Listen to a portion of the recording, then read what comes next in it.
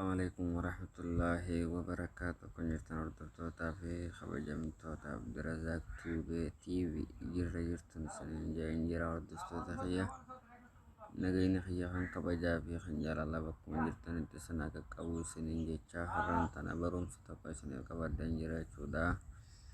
Barumsa har'aa imoo sadiin isiniif qabaddaa jira jechuudha. Imoon sadeen kun itti fayyadama garaagaraa qabu, haala adda addaa qabu, bifa garaagaraa qabu jechuudha. Namni tokko akkamiin imoo sadii moobaayilii akka irra fayyadamuu danda'a? Imoo ja'a ol fayyadamuu dandeessa jechuudha. Moobaayilii keetii irratti moobaayiliin kee dandeettii qabaannaan jechuudha. Eegan har'aan tana imoo sadii addaan baafnu jechuudha. Haala itti fayyadama isaanii maal akka isaan tahan waliin haala luun isiniin jaa hordoftoota kiyya. Kanaafuu warroonni chaanaala kiyyaaf haaraa taatan sabaskaraaybii fi laayik sheer gochuudhaan jajjabeessaa isiniin jaa hordoftoota kiyya. Amma walumaan gara barumsaatti adeemnuun isiniin jaa. Eegan imoon isa sadeen kana jechuudha. Kun amma waliin eegallaa barumsa imoon kaan isa gurraacha kana, kaanis imoo liitee, kaan imoo faree viidiyoo kan jiru kana jechuudha. Imoon kun sadeen garaagarummaa maalii akka isaan qaban waliin ilaalla jechuudha. Imoon birii kan qabne inni kun jechuudha. Imoo bakka hundanuma jiru jechuudha. Namni garaagaraa irratti wal hordofuu bakka hawal beeku hawal hin beekne imoon wal qunnamsiisu raayii tokko kun jechuudha. Imoon kun beeksisa garaagaraa waan adda addaa darsaa guddila tokko kan isaan dhabdu jechuudha. Imoo isa kana jechuudha. Kun mallattoo akkuma asirratti agartan mallattoo ida'uudhaa qaba jechuudha. Bakka imoon kaan mallattoo biraa qabu jechuudha. Kun inni haalli keessisaa akkana jechuudha. Akkuma asirraa agartan waan hedduu takka garaagarummaa guddaa qaban jechuudha. Kun beeksisa garaagaraa hiddeen guruupii minaamin waan garaagaraa irratti agartan jechuudha. Guruupii fooma nama jeeqan jechuudha. Namni keenya gaarra guddaan garuu wantoota akka guruupii kana kan jaalattanis ni jirtan jechuudha. Ammoo ta'ee imoo beeksisa tokko hin qabne guruupiilee garaagaraa oduu atiin barbaadin dhufan kan namni keessi galchaa haa ta'u kanarraa imoo bilisa ta'e akkamitti harkannaa kan jettan yoo ta'u taate isiniif qabadda indee adda jiru jechuudha. Imoo kana keessi isaa mallattoo siitingiidhaa jahan jaamoo gara jalaatiin jiru kun ida'uudha. Kun akkuma agartan eegas booda marsaa sadaffaa irratti siitingii seente jechuudha. Siitingii isaa eega seente kun garaagarummaa guddoo qaba jechuudha. Deebinee amma imoo isa kana ilaallu. Innummaa adiin kun imoo gosa lamaatu jira jechuudha. Kanaan wal fakkaatu siitingiin isaa tokko hin ta'in qulqullina bareedaa qabu jechuudha. Imoo kana amma waliin haa ilaallu. Kunis imuma kiyya jechuudha. Amma siitingii bakki isaan ida'uu qabu kun wanti qaba jechuudha. Imoo siitingii sirriidhaa agartee sarara sadeen tuqaa gara bitaatiin jiru kanarra tuqaasnu. Kun daayirektuma karaa siitingiidhaan nu geessa jechuudha. Kun akkuma asirraa argaa jirtan kun haala kanaan nuuf baasa jechuudha. Imoo kana akkuma agartan qulqullinni isaatu asirratti siif gala jechuudha. Hagamta akka karra imoo qulqulluu kan inni irra ta'e jalqaba yeroo siitingii seentu akkanattu siif ni gala jechuudha. Qulqullina imoo kanaa jechuudha wanti siif ibsu jechuudha. Kun akkuma asirraa argaa jirtan kun wantoonni garaagaraa jiru jechuudha. Isa kana barsiiseen ture jechuudha. Akkaataatti onlaayinii namni jiraachuu isin hin beekne jechuudha. Har'aan tana wanti isinitti agarsiisu dhufe imoo qulqulluu ta'e akkamitti buufannaa kan jiruudhaaf jechuudha.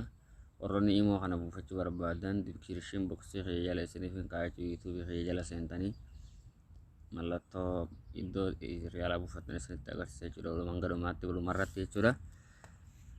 Amma imoo inni kunis asirra ilaaltanii agartan kana isaa fi kiyya kun garuu imoon gurraacha kunii fi inni kun walitti dhiyeenya qabanii ammoo garuu haa ta'u malee beeksisa ni qaba jechuudha. Inni kunis beeksisa hin dhabu jechuudha. Baay'inaan isaa kanatti fayyadamaan jiru waan ta'eef malee beeksisa hin dhabu jechuudha. Inni kun bisaan akka tokko jechuudha. adda baatee ni qaban jechuudha. Haa ta'u malee akkasumaanu adda baatee guddaa qabanii immoo haala qulqulluu ta'een hojjetu irraa tokko jechuudha. Amma immoo isuma kana ta'ee kan imoolee lamaaniin amma isin garsiisan siitingiin isaa wal fakkaatu orjinaala qulqulluu isaa buufannaa jechuun keessan afaan qabu amma waliin gara yuutuubii deemtanii chaanaala wanti jalaa buufachuu dandeessan jechuudha. Ani kan barsiisaa kiyya jalaa buufadheen itti fayyadamaa jira jechuudha. Egaan akkana jettanii barreessitan jechuudha. Chaanaala Abdul Appii barsiisaa keenya cimaadha jechuudha. Chaanaala isaallee jala seentanii sabiskiraayib gootanii barumsa adda addaa kan waggaa meeqa irratti nu barsiisaa jirutu jala jira jechuudha.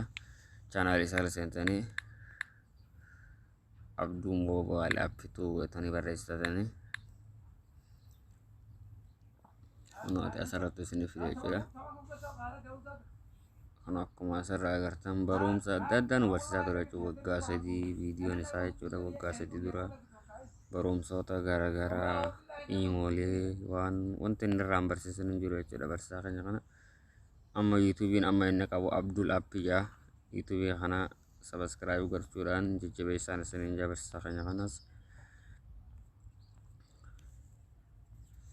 xiqqoo barumsa isaa isinitti gadheeraatillee barumsa isa sana argachuudhaaf Abduu Moobaayil Appii imoo jettanii barreessitan jechuudha. Barumsa inni kan nuti barbaadaa jirru barumsa imoodha kan inni barsiise jala diskiripshin boksii jala imoo gabbifachuu waan ta'eef jecha kunooti jechuudha. Isa kana waggaa 2 dura barsiise jechuudha.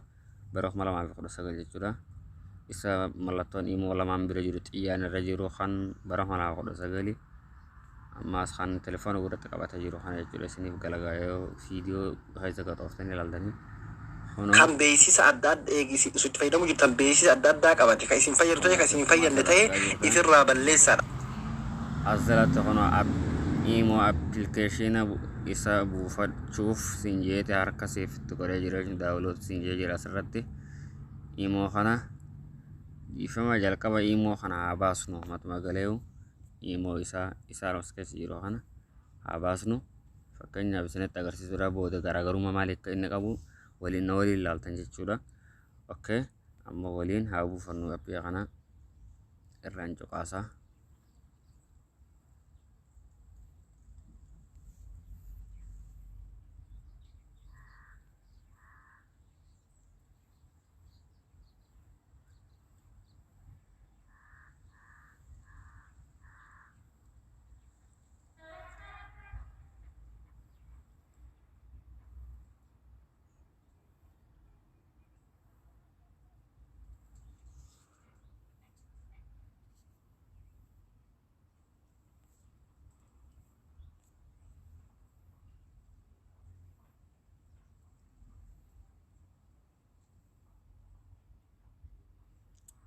Shabakat gara konutti qaban fakkaata.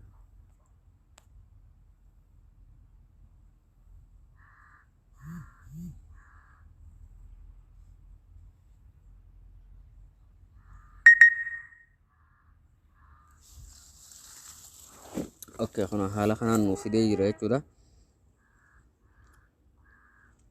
Kunoo asirratti your download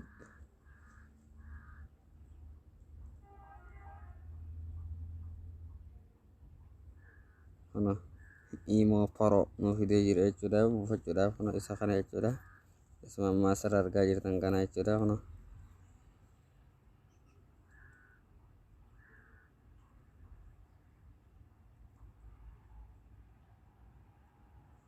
Kuna akka jennaani hayyaman gaafataa.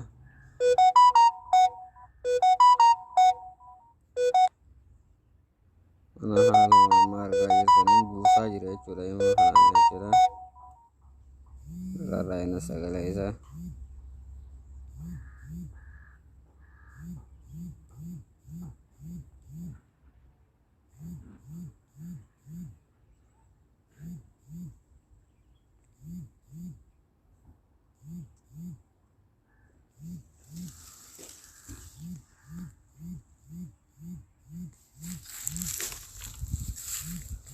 Akkuma argaa jirtan nu buusaa jira jechuudha appiin.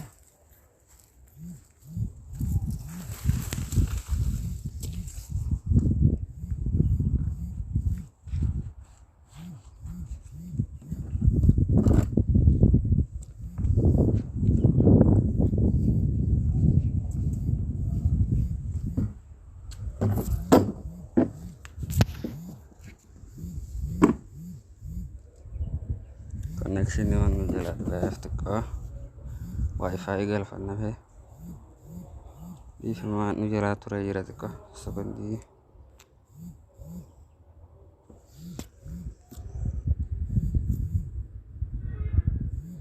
wifi itti galfanna irra nu wayyiin fakkaata.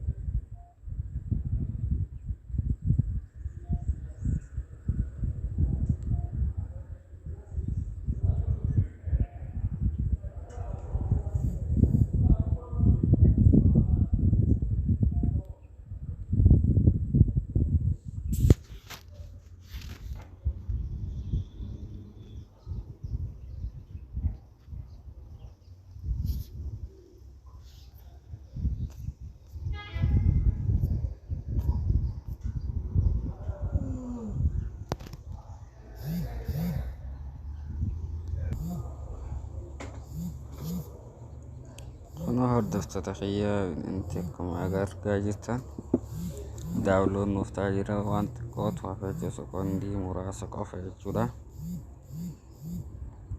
Amma ani isa kana banee install haa godhu. Okay. Nuuf gadi bu'ee jira jechuudha guutumaan guututti. Waliin haa daawloo goonuun isin jaaqnu appiin isuma duraatan jechuudha.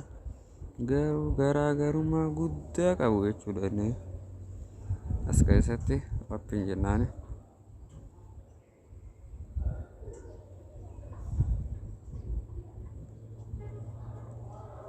verify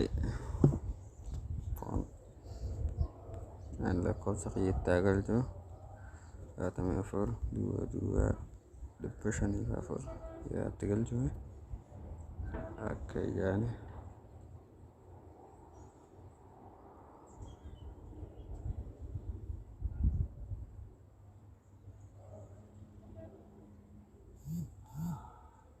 kodina erga jiriyaata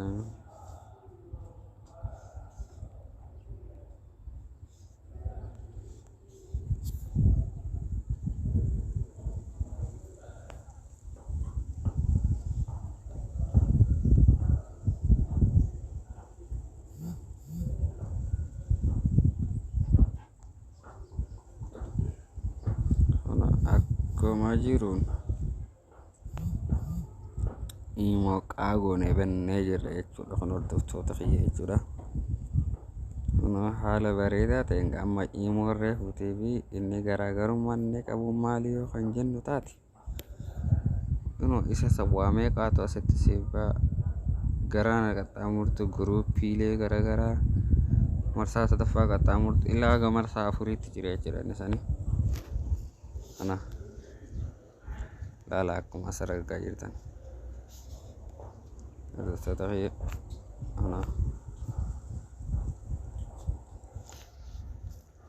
imon inni kun lamaan jechuudha immoo originaala kan ta'an jechuudha kun inni kunii fi gurraachuma as argaa jirtan kun akkaataa tokko jechuudha inni kun lamaan kun garaagarummaan isaa kun amma siitingii isaa waliin jala gabbuun ilaa gadiitti akkaataa tokko jiran jechuudha.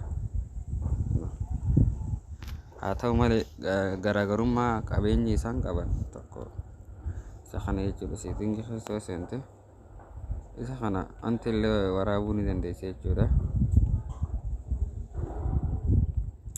Akkaataalee garaagaraa kan ta'an laayivii haa ta'u waan fedhettiin waraabuu dandeessa jechuudha isa kana jechuudha kun yoo liivii siin jaarmaa alatti hono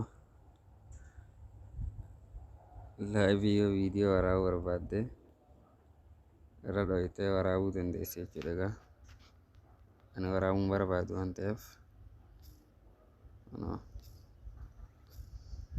kana fakkaatan isiniin jaagaa hordoftoota kiyyaa akka appii kanarraa gammaddan abdiin qaba inshaallah. Kanumaafuu warroonni imoon isin jeeqee bakka namni garaagaraa guruuppii haa ta'u wanni fedhaa haa ta'u isin jeeqee hundinuu haala kanaan imoo keessan qulqulleeffachuu qabdan jechuudha. Egaa haala kanaan qulqulleessitan booda asitti nama immoo kan isin galchuudhaan yookaan uffata garagaraa ittiin isa rakkise matuma isaa qabdanii bulook ofirraa gootan kuna isarra cuqaafnaan ni jira jechuudha. Gara gadiirra bulook raawwatanii jechuudha nama isin galchaa ol godhuudhaa jechuudha. Kanaaf hordoftoota fayya barumsa irraa isin qabaddaa yaadee barumsa kana fakkaataa haga barumsa biraatti walitti deebinutti gamanumaan nagaatti isiniin jaa hordoftoota fayya.